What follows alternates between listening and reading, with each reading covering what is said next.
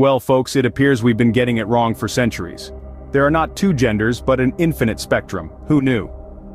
The modern world has taken a deep dive into the ocean of gender fluidity, and it seems we've lost our swim trunks somewhere along the way.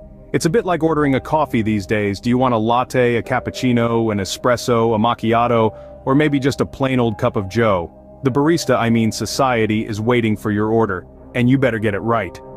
Enter Karen, our guide through this labyrinth of pronouns.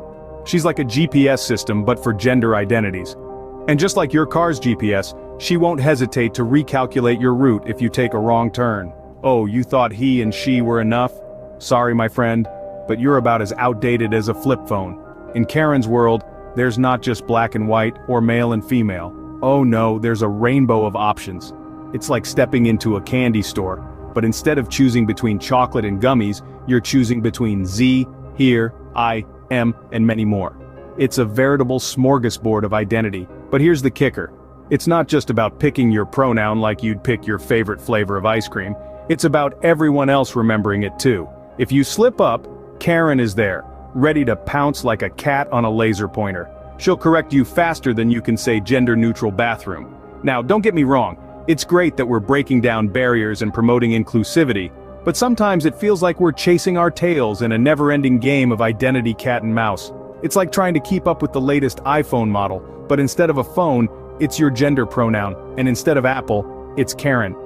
So remember, if you're not up to date on your pronouns, Karen might just have a word with you. Moving on to our self-proclaimed saviors of the planet, the vegans.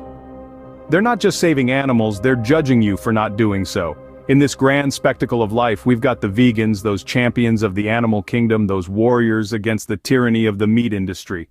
And boy, do they love to remind us of their noble cause every chance they get. It's almost as if they've turned a dietary choice into a moral crusade. Now don't get me wrong, we all love animals. Well, except for spiders, and mosquitoes. And definitely not cockroaches. But it's the vegans who've decided to take the love to a whole new level. They're not just content with loving animals. They want to make sure you feel guilty for not loving them the exact same way. You see, some vegans have this strange belief that their choice of diet elevates them to a moral high ground. They see themselves as the knights in shining armor, riding on their high horse, or in their case, a high tofu. They're on a mission to save the world, one meatless Monday at a time. But here's the funny part. These same vegans who preach about the horrors of the meat industry are often seen munching on their vegan burgers, sipping on their almond milk lattes, all while wearing leather shoes. Oh, the irony. And let's not forget about the vegans who, despite their love for all creatures, seem to have no problem swatting a fly or squashing a bug. I guess it's only the cute and cuddly animals that deserve their protection. But the best part is when they try to convince you that their tofu scramble tastes just like scrambled eggs. Let's be real here, no amount of seasoning is going to make tofu taste like eggs. So, to all the vegans out there, we salute your dedication and your commitment to a cause. But maybe, just maybe, you could tone down the judgment and the moral superiority a notch. So next time you're enjoying your steak, remember a vegan somewhere is silently judging you. In our topsy-turvy world, it's not just white people who can be racist. Black people can play that game too and get away with it. Now, don't clutch your pearls just yet. We're here to have an honest conversation, and that includes acknowledging some uncomfortable truths. Let's talk about reverse racism, a topic that's as prickly as a hedgehog in a bad mood. It's like a mythical creature. Some people swear they've seen it, others say it's a figment of overactive imaginations. Is it real? Well, that's a question that could start a fight at a pacifist convention. But let's add a dash of humor to lighten the mood. Picture this. A white guy walks into a bar, no, not to order a drink, but to deliver a comedy routine. He tries his hand at racial humor, but the crowd isn't having it. They boo him off the stage and he slinks away, tail between his legs. Now, swap that white guy for a black guy, same bar, same jokes. But this time, the crowd is in stitches. They're laughing so hard, they're practically rolling on the floor. Just try to picture that, it's like a comedy sketch in itself. But why does the black guy get a free pass? Why is it okay for him to make racial jokes, but not the white guy? Now that's what we call a double standard. It's like saying it's okay for a cat to chase a mouse, but not the other way around. But here's the kicker, folks.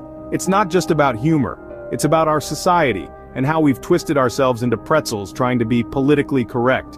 We're so scared of offending people that we've stopped having honest conversations. We can't talk about race without walking on eggshells. We're so woke that we've become sleepwalkers, blindly accepting whatever the woke police tell us to believe. In this world, it seems being woke only works one way. And that, my friends, is a punchline that's no laughing matter. In the realm of dating, men are simps, women are gold diggers, and standards are as high as the Empire State Building. Welcome to the 24th century dating game, a battlefield of the sexes, where the only survivors are those with deep pockets and the tallest of heights. Let's take a stroll down the absurdity lane. Men are often seen chasing women, spending all their money, and dropping their standards to the floor, all in the name of seeking attention and validation. They're like moths drawn to a flame, or more fittingly to the illusion of love. It's a race where the finish line keeps moving further away and the only trophy is a pat on the back and a sympathetic, "better luck next time." But what about women? They're not entirely blameless in this circus. They have standards that would make Mount Everest look like a molehill. A 6-foot-tall rich man with the charm of a prince and the abs of a Greek god is the baseline. Anything less is simply unacceptable. They've turned dating into an auction where the highest bidder gets the prize. Enter our logical man, a beacon of sanity in this mad world. He watches these antics with a bemused expression, shaking his head at the ludicrousness of it all. He ponders over the questions that no one seems to ask.